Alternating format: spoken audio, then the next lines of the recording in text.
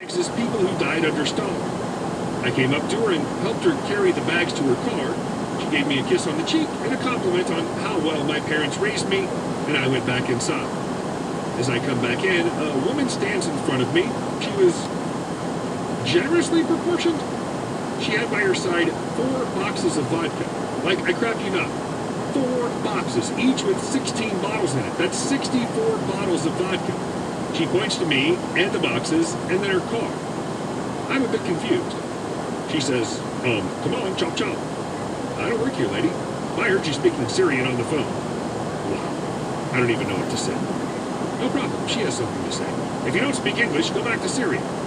Oh, now I know what to say. Listen, you 3-chinned horse effer. I hope your cousin divorces you the same day Bud Light stops making beer. I may not be Joyce or Wilde, but that's okay because you probably don't know who they are anyway. And I speak enough English to call you a C-word. She stormed off and forgot her vodka. I waited to watch her make the walk of shame back. She comes back and expects me to help her. Nope. And she starts pushing them one by one to her car like a Hebrew slave building the pyramids. Manager applauds me for standing up to her because apparently she's been a pest for a while now, but he's too much of a gentleman to say anything. He threw in some pastries on the house. I was a hero of the Soviet Union. Well done, comrade. You make Mother Russia proud. And our next story. Why not just commit battery on a teenager because he helped a lady and not you, even though he doesn't work here?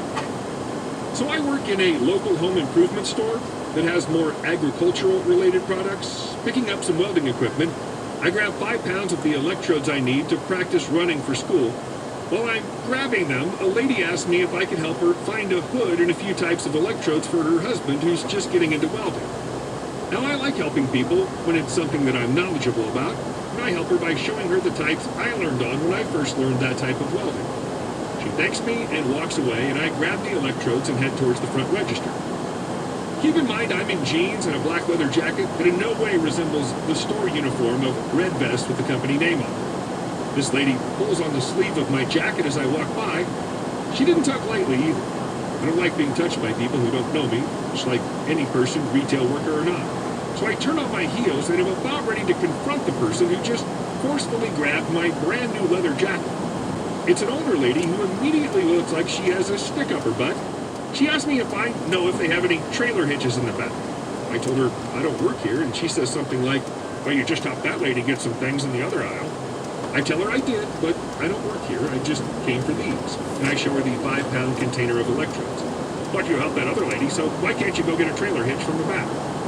This lady says this as her brain short circuits. She then tries to grab me again, and I step away as she starts to come unglued.